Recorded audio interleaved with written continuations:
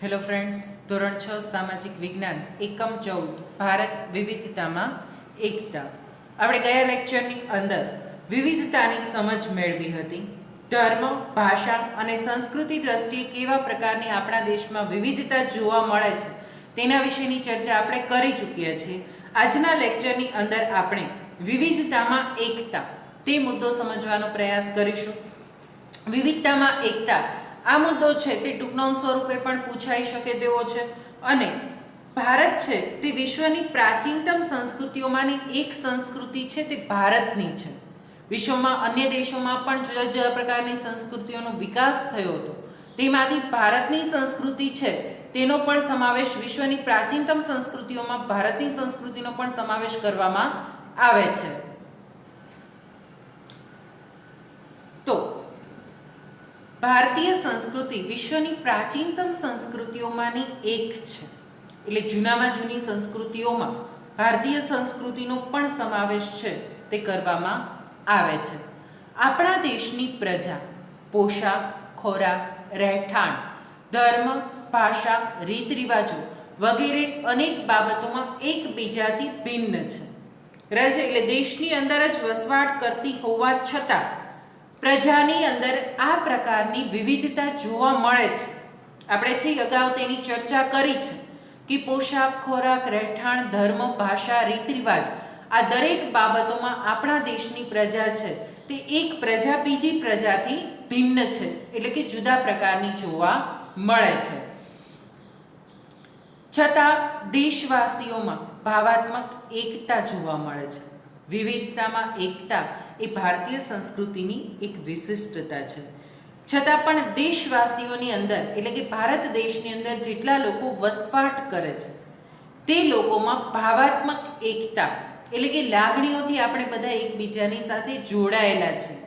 આપણે બધા જ મુસીબતના સમયે અથવા તો એકબીજાની જ્યારે એકલ નાગરિકત્વ ધરાવે છે. આપણે બધા અંતે શું કહીએ છીએ? ભાઈ ગમે હોય અમે ભારતીય છીએ અને દેશ છે તે એક થઈને હળીમળીને રહે છે. આટલી વિવિધતા ધરાવતા હોવા છતાં લોકો એકબીજાની સાથે શાંતિથી, સહિષ્ણુતાથી હળીમળીને રહે છે.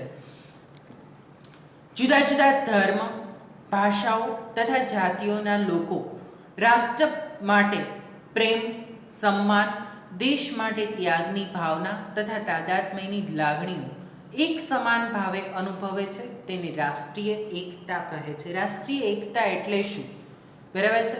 તો જુદા જુદા ધર્મ આપણે જોયું તેમ કે ભારતની અંદર જુદા જુદા ધર્મના લોકો છે તે વસવાટ કરે છે. જેમાં હિન્દુ, ઇસ્લામ, ખ્રિસ્તી, બૌદ્ધ, જૈન, પારસી, યહૂદી, ઝરથુસ્ટ્રી આ બધા જ ધર્મના લોકો વસવાટ કરે છે. અને છતાં બધા જ ધર્મના લોકો દેશની માટે 26મી જાન્યુઆરી હોય કે 15મી ઓગસ્ટ હોય આ દરેક ધર્મના લોકો આપણા દેશ આઝાદ થયાની, સ્વતંત્ર થયાની ભાવના છે તે રાષ્ટ્રીય પર્વો છે તે ખૂબ જ ધામધૂમથી ઉજવતા હોય છે. ભારત મારો દેશ છે અને હું મારા દેશના લોકોને ચાહું છું, મારા દેશ માટે કંઈ પણ કરી શકું તેવી ભાવના છે તે લોકોની અંદર જોવા મળે છે. લોકો પોતાના દેશની માટે કંઈક કરી છૂટવાની ભાવના ધરાવે છે અને આ જ છે આપણી રાષ્ટ્રીય એકતા અને તેનાથી જ લોકો છે તે એકબીજાની સાથે જોડાયેલા છે. રાષ્ટ્રીય એકતાથી રાષ્ટ્રનો આર્થિક, સામાજિક, ઔદ્યોગિક ક્ષેત્રમાં વિકાસ થાય છે. આર્થિક દ્રષ્ટિએ જોઈએ તો હિન્દુ, મુસ્લિમ, શીખ બધા જ ધર્મના લોકો એકબીજાની સાથે મળીને હળીમળીને ધંધા રોજગાર કરે છે, એકબીજાને મદદરૂપ થાય છે, એકબીજાને સપોર્ટ કરે છે. તેઓના તહેવારો હોય તો આપણે તેમાં ઉજવણીમાં ભાગ લઈએ છીએ, આપણા તહેવારમાં તે લોકો ઉજવણીમાં ભાગ લે છે. આ રીતે સામાજિક રીતે પણ લોકો છે એકબીજાની સાથે જોડાયેલા છે.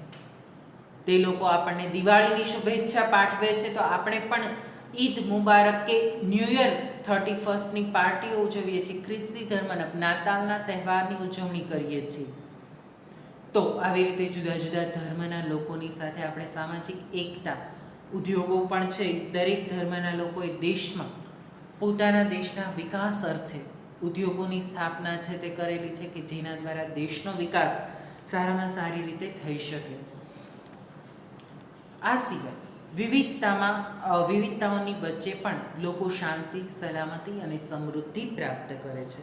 આટલી બધી વિવિધતા, જુદા જુદા ધર્મના લોકો છે, કોઈને આપણે ઓળખતા નથી, બરાબર છે. અલગ અલગ વિસ્તારોમાં આપણે ફરવા હરવા માટે જઈએ છીએ, ત્યાં કોઈની સાથે આપણે સંબંધો નથી, તેની ભાષા નથી જાણતા, તેને ઓળખતા નથી, છતાં પણ બધા જ લોકો દેશની અંદર શાંતિ અને સલામતીથી સમૃદ્ધિ પ્રાપ્ત કરે છે. બરાબર છે. બધી જગ્યાએ આપણે કેવા છીએ? સલામત છીએ, શાંતિથી આપણે વસવાટ કરી શકીએ છીએ, આપણે બધા જ એક થઈને રહી શકીએ છીએ, સમૃદ્ધિ પ્રાપ્ત કરી શકીએ છીએ. તેથી જ ડૉક્ટર રાધાકૃષ્ણને એવું કીધું છે કે જો આપણે એક રાષ્ટ્રના રૂપમાં જીવિત રહેવું હશે તો આપણે સૌએ રાષ્ટ્રીય એકતાની આવશ્યકતા સ્વીકારવી જ પડશે. કે એક રાષ્ટ્રના રૂપમાં આપણે જો સ્વીકૃત રહેવું છે, જીવિત રહેવું છે, કે હું ભારતીય છું, તો આપણે બધાએ જ એકતાની આવશ્યકતા, કે આપણે એક થઈને જ રહેવું પડશે. તે ખૂબ જ આવશ્યકતા એટલે જરૂરિયાત, બરાબર છે. એક થઈને રહેવું તે અત્યંત જરૂરી છે, અને તો જ આપણે એક થઈને રહી શકશું, તેવું રાધાકૃષ્ણન કહે છે. ડૉક્ટર સર્વપલ્લી રાધાકૃષ્ણન. શિક્ષક દિનની ઉજવણી છે તેમની યાદમાં કરવામાં આવે છે. રાધાકૃષ્ણનનો બંધારણ ઘડતરમાં પણ ખૂબ જ મહત્ત્વનો ફાળો છે, તે સર્વપલ્લી રાધાકૃષ્ણનનો રહેલો છે. ભારતીય બંધારણના ઘડતરમાં ડૉક્ટર રાધાકૃષ્ણને પોતાનો શ્રેષ્ઠ ફાળો છે તે આપેલો છે, અને તેઓએ વિવિધતામાં એકતા માટે એવું કીધેલું છે કે રાષ્ટ્રના રૂપમાં, એટલે કે દેશ માટે જો આપણે જીવવું હોય ને, તો આપણે એકબીજાની સાથે હળીમળીને ભાઈચારાની ભાવનાથી જ રહેવું પડશે. આઝાદીની લડતમાં દેશવાસીઓએ રાષ્ટ્રપ્રેમ અને સમર્પણની ભાવના થકી રાષ્ટ્રીય એકતાના દર્શન કરાવ્યા હતા. વિવિધતામાં એકતા આપણા દેશની વિશેષતા છે. કે આઝાદીની લડતમાં પણ આપણે જોયું, મંગલ પાંડે ભારતીય 1857ના વિપ્લવના પ્રથમ શહીદ હતા, અને તેઓ આ સિવાય પણ અનેક લોકોએ આઝાદીની લડતમાં પોતાના પ્રાણોની ચિંતા કર્યા વગર પોતે છે દેશને સ્વતંત્ર કરાવવા માટે પોતાનો અમૂલ્ય ફાળો આપેલો છે. પોતાના પરિવારની ચિંતા નથી કરી, પોતાના જીવની ચિંતા નથી કરી, બસ માત્ર મારી માતૃભૂમિ સ્વતંત્ર થાય, તો તેઓએ પણ પોતે છે એ આ એકતાના દર્શન કરાવેલા છે. જ્ઞાતિ, જાતિ, ધર્મના ભેદભાવ ભૂલીને બધા જ લોકો એક સાથે મળીને સ્વતંત્રતા મેળવવા માટે તેઓએ લડત આપી હતી. શું કામ આપી હતી? તો રાષ્ટ્રીય એકતાની ભાવના છે એ લોકોમાં જોવા મળતી હતી. પોતાના દેશની માટે કંઈક કરી છૂટવાની ભાવના છે તે લોકોની અંદર પ્રસ્થાપિત થયેલી હતી, અને એ માટે જ ભારતના લોકો અને રાષ્ટ્રના લોકો એવું ઈચ્છતા હતા કે આપણે બધા હળીમળીને રહીએ, અને એટલે જ ભારત બિનસાંપ્રદાયિક દેશ છે. દરેક ધર્મના લોકો ભારતની અંદર વસવાટ કરી શકે છે. પોતાની ઈચ્છા અનુસાર ભારતમાં વસવાટ કરનારો વ્યક્તિ પોતાની ઈચ્છા અનુસાર ધર્મ પાળી શકે છે, અને આ રીતે ભારત દેશની અંદર પણ વિવિધતામાં એકતા છે તે આપણા દેશમાં જોવા મળે છે. કે આટલી પચરંગી પ્રજાઓ વસવાટ કરે છે, અને છતાં એકબીજાની સાથે હળીમળીને રહે છે. તમે વિચારો મિત્રો કે રવિન્દ્રનાથ ટાગોર રચિત રાષ્ટ્રીય ગીતમાં ભારતીય એકતાની અભિવ્યક્તિ છે. રાષ્ટ્રીય એકતા વિશે તે શું સમજાવે છે તેનું વર્ણન તમારે કરવાનું છે, તમારે વિચાર કરવાનો છે, તેનું વર્ણન કરવાનું છે.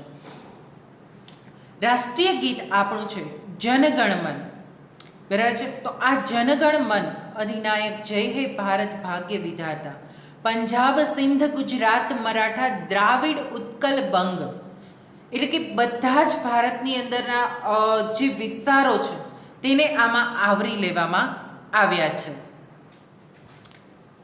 એટલે કે ભારતના જુદા જુદા પ્રાંતો, પંજાબ, સિંધ પ્રાંત, ગુજરાત પ્રાંત, મરાઠા એટલે કે મહારાષ્ટ્ર તરફનો વિસ્તાર, દ્રવિડ એટલે કે દક્ષિણ ભારતનો જે વિસ્તાર છે તે, ઉત્કલ બંગ એટલે કે બંગાળ, વિંધ્ય હિમાચલ, વિંધ્યની પર્વતમાળાઓ, હિમાચલની પર્વતમાળા, યમુના, ગંગા, પવિત્ર નદીઓનો સમાવેશ છે તેમાં કરેલો છે.